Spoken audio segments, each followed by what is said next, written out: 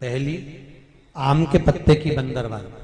जब हमारे यहाँ सत्यनारायण भगवान की कथा करते हैं, ब्याह होता है, शादी होती है, शुभ कार्य होता है, तो दरवाजे पर आम की बंदरवाल लगती है।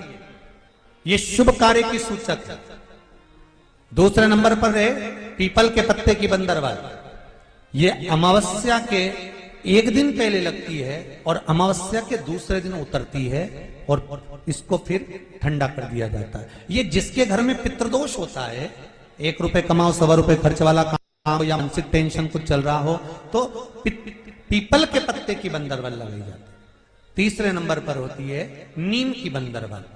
ये गुणी पूर्णिमा का जो दिन रहता है, चैत्री नवरात्र जिस दिन प्रारंभ होते हैं, नया संवत्सर जिस दिन प्रारंभ होता है, उस दिन नीम के पत्ते की बंदरवाल लगती है, जो नवरात्रि के 9 दिन तक दरवाजे के बाहर लगी होती है, जिससे घर में कोई नई बीमारी प्रवेश नहीं करती, वो बीमारी बाहर निकल जाती है। इसको नीम के पत्ते की बंदरवाल।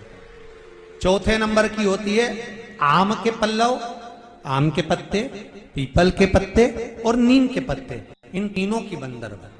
ये बंदरवाल दशहरे के दिन लगती है।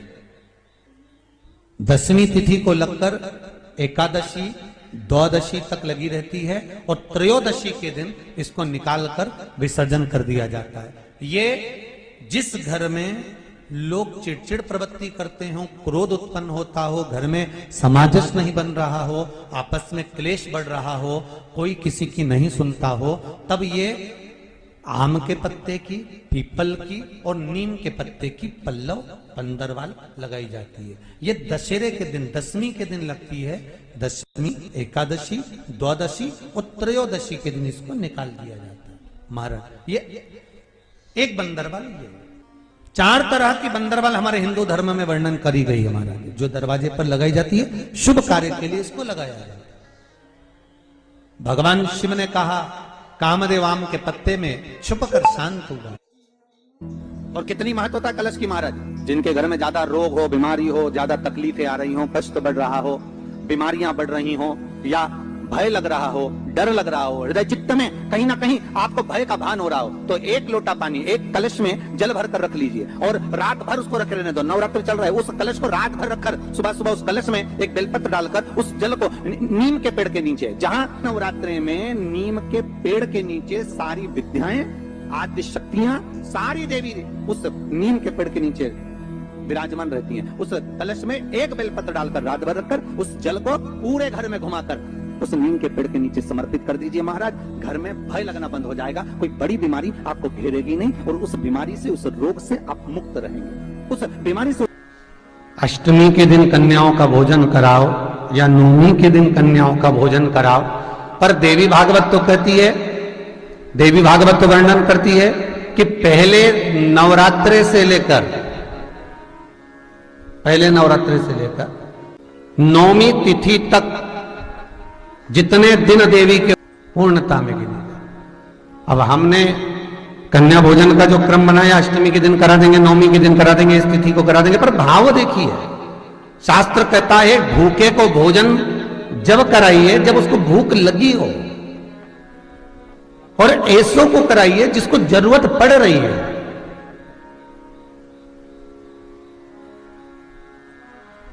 या चैत्र नवरात्रि में, शरदीय नवरात्रि में, आषाढ़ी नवरात्रि में,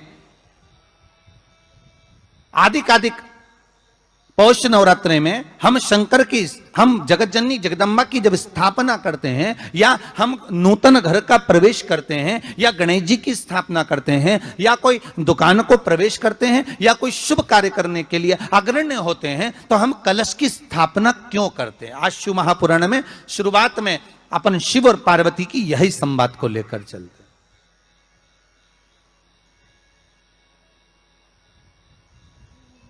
आखिर कलश में ऐसा क्या है?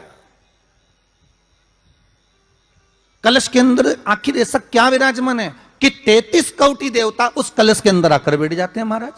आप कोई यज्ञ करने जा रहे हो, आप कोई पोथी पुराण करने जा रहे हो, आप कोई अच्छा कार्य करने जा रहे हो, तो ब्राह्मण देवता कह देते कलश की स्थापना होगी, कलश की शोभा यात्रा निकलेगी, कलश यात्रा निकलेगी, कलश विराजमान होगा।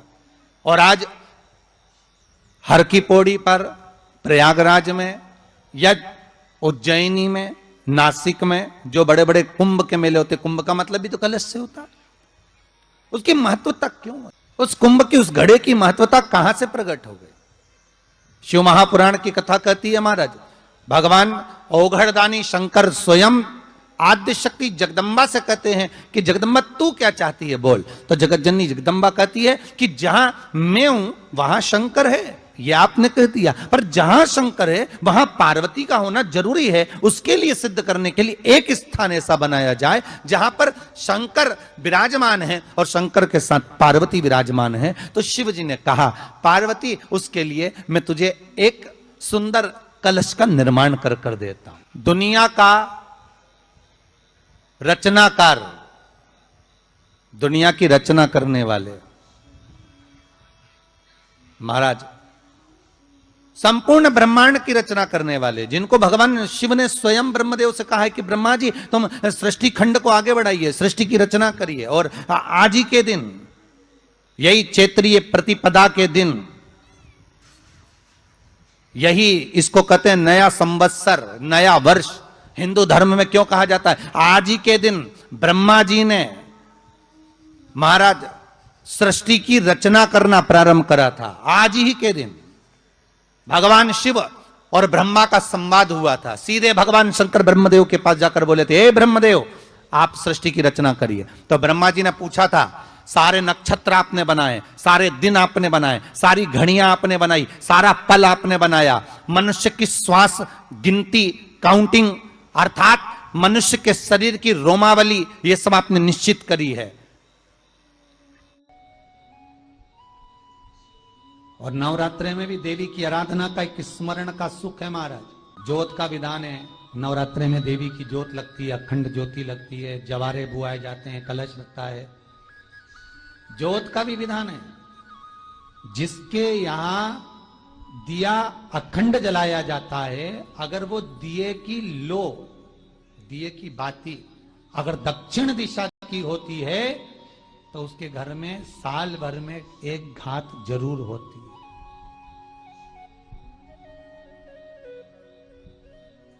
जो दिया अखंड जलता है उसकी बाती का मुख दक्षिण का नहीं होना चाहिए। अगर आपने देवी भागवत का स्मरण कराओ, देवी भागवत को अगर सुना हो, तो देवी भागवत में स्पष्ट किया गया कि पूर्व की ओर मुख करा हुआ दिया, अर्थात पूर्व की ओर ज्योत जो जलाई जाती है वो संपदा की वृद्धि करती है। पश्चिम की ओर मुख कर कर जो ज्योत लगाई जाती है महाराज, वो वैभव को देती है। और उत्तर की ओर जो मुख कर कर ज्योत जलाई जाती है, उत्तर की ओर जो ज्योत का मुख रहता है वो आयु की वृद्धि करती है, घर में अकाल मौत को रोकती है।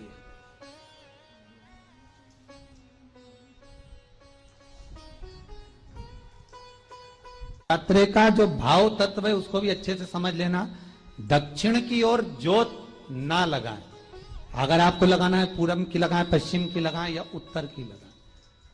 और जितने दिन महारानी जगदम्बा जगतधात्री दुर्गा भवानी, अब की बार माता जी घोड़े पर आई है। हर बार देवी बदल बदल के आती है, इस बार जो नवरात्रे आए वो घोड़े के आए। तो घोड़े पर जो देवी जी आती है वो समृद्धि को देने वाली आती है, लक्ष्मी की वृद्धि करने वाली आती है। जैसी घोड़े की रफ्तार होती है उस रफ्तार से लक्ष्मी घर में आती है। तो ये मत सोचना कि कोरोना महामारी ने हमको नीचे गिरा दिया या कोरोना महामारी ने रोक दिया, कमाई के स्रोत रोक दिए, धन रोक दिया। चिंता मत करना, मेरी मां जगत जननी दुर्गा भवानी अब की बार घोड़े पर आई है। साल भर में इतना धन दे देगी कि आपने पीछे के 4 साल में नहीं कमाया होगा, इतनी मेरी मां भंडार भर देगी। ये घोड़े पर आई है, कोई साधारण नहीं हो सकता। देवी भागवत में स्पष्ट किया गया, जब जगदम्बा मगर पर आती है उसका भाव अलग है, और जगदम्बा जब हाथी पर आती है उसका भाव अलग है, और जगदम्बा जब घोड़े पर आती है तो जगत को समृद्धिवान बना देती है, वैभव में कमी नहीं आती। अभी भले दुनिया के लोग अभी रोते हैं कि पैसा नहीं आ रहा, जरा सी मिट्टी की दुकान भी अगर आप खोल कर बैठेंगे तो चांदी और सोना के बराबर कमाएंगे, इतना धन देगी वो मारा। साधारण नहीं है मेरी माता। तात्विक सुख का आनंद देने वाली, लाभ तत्व प्रदान करने, और नवरात्रि में भी अगर आपकी कोई कामना है, आपकी अगर इच्छा है, आपका मन है, तो जगत जननी की आराधना करो। पति और पत्नी में अगर क्लेश है तो जगदम्बा के मंदिर में मक्खन चढ़ाओ, प्रेम बढ़ जाएगा। आपको लगता है कि पति कोई अन्य स्त्री से लगा हुआ है या परिवार टूट रहा है, तलाक तक पहुंच गया है, तो माता के मंदिर में आप ध्वजा लगवाइए, उस ध्वजा पर मक्खन लगाकर लगवाइए, आपको लाभ मिलेगा। महाराज, यदि आपको लगता है कि बच्चे बहुत ज्यादा अपशब्द बोल रहे हैं, मुंह चला रहे हैं और प्रेम नहीं रख रहे, तो माता के मंदिर में लाल पुष्प, लाल चंदन और लाल चूड़ी मां को समर्पित करिए, प्रेम बढ़ेगा। बच्चा कभी आप जी से कम नहीं बोलेगा, प्रेम की भाषा निकलेगी मुंह से। मां जगत जननी की आराधना, जगदम्बा की उपासना। नवरात्रि में 9 दिन में से कोई एक दिन ऐसा ले लो जिस दिन कन्याओं का भोजन कराओ, साथ में उनको लाल चुनरी ओढ़ाओ या कोई लाल वस्त्र, लाल पूजन की सामग्री उनको दो, सुख मिलेगा, आनंद आएगा। महाराज क्यों बोते हैं? उसको बोने का कारण क्या है? केवल कोई कहे कि हम ठाकुर जी को भजते हैं, भगवान कृष्ण को भजते हैं, कोई कहे हम तिरुपति बालाजी को, नारायण को भजते हैं, कोई कहता है कि हम हरि विठ्ठल को, पांडुरंगा को भजते हैं, हमारे यहाँ हाँ हम इनको भजते हैं तो जवारे नहीं बोते। ना ना, पुष्टि मार्गी है, ठाकुर जी की सेवा करने वाला है, उसके यहाँ भी ये 9 दिन जवारे बोए जाते हैं। रामानुज संप्रदाय से जुड़ा हुआ है, नारायण की पूजन कर रहा है, उसके घर में भी जवारे बोए जाते हैं। पांडुरंगा हरि विठ्ठल की उपासना कर रहा है, उसके घर में भी जवारे बोए जाते हैं। जवारे का महत्व हमारे यहाँ शास्त्र कहता है। क्या महत्व है उसका, क्या फल है उसका? महाराज, जब देवी माता ने दुर्गा भवानी को पंचायत में बुलाया गया, शिव पंचायत में मां दुर्गा बैठी हुई है, और शिव पंचायत में जब दुर्गा भवानी बैठी, उपद्रवियों ने उपद्रव मचाया, अहंकारियों ने अहंकार मचाया, असुरों ने, राक्षसों ने हाहाकार मचाना प्रारंभ करा। तब उस समय पर देवाधिदेव महादेव माता पार्वती को देखकर, दुर्गा भवानी को देखकर मुस्कुरा रहे थे। केवल शिव मुस्कुरा रहे हैं, पार्वती को देखकर, दुर्गा भवानी को देखकर, मां जगत जननी को देखकर केवल मुस्कुरा रहे हैं। तब देवता सूर्य नारायण ने भगवान शिव जी को देखकर हाथ जोड़कर प्रार्थना करी। भास्कर देव बोले, सूर्य नारायण बोले, बाबा मेरे मन के संशय को मिटा दीजिए। शिव जी ने पूछा क्या काम है? बोलो क्या चाहते हो? शंकर भगवान से सूर्य देव, भास्कर देव कहते हैं, प्रभु आपके मुस्कुराने का कारण क्या? भारत की भूमि पर जितनी जगह पर भी आप लोग कथा सुन रहे हो, आस्था चैनल पर, फेसबुक, यूट्यूब पर जितने लोग कथा सुन रहे हो, बड़े ध्यान से सुनना कि जवारे क्यों बोए जाते हैं। नवरात्रि में जवारे की महत्वता क्यों होती है, क्यों बोया जाता है, मिट्टी में गेहूं डालकर क्यों उत्पन्न किया जाता है, उसकी महत्वता क्या है? सूर्य नारायण पूछ रहे हैं भगवान देवाधिदेव महादेव से, आप दुर्गा भवानी को देखकर मुस्कुराए, आप हंसे हैं, आपके चेहरे पर प्रसन्नता आई है, कारण क्या? देवाधिदेव महादेव ने कहा, यहां भगवान विष्णु, गणेश जी, भास्कर देव, आप सब बैठे हो। असुरों ने आक्रमण कर दिया, असुरों ने आक्रमण करा है, और वह असुर आक्रमण कर दिए हैं तो वो असुर प्रवेश कर रहे हैं, उपद्रव मचाकर, हाहाकार कर कर नष्ट करने वाले हैं इस पूरी पृथ्वी को। तो फिर उसको बचाएगा कौन? कैसे बचेगा? शिव जी ने कहा चिंता मत करो। दुर्गा ने अपने केश का स्मरण किया, एक केश को माता पार्वती जी ने अपने हाथों से छुआ, छूते ही एक कुंड में सुंदर जवारे उत्पन्न हुए हैं। जब तक वो जवारे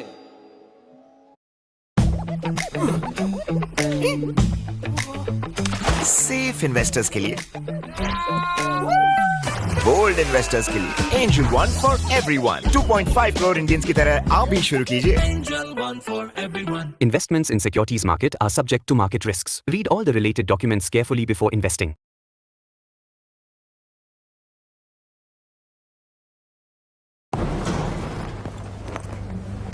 पता है कल ना मैं मार्केट गई थी।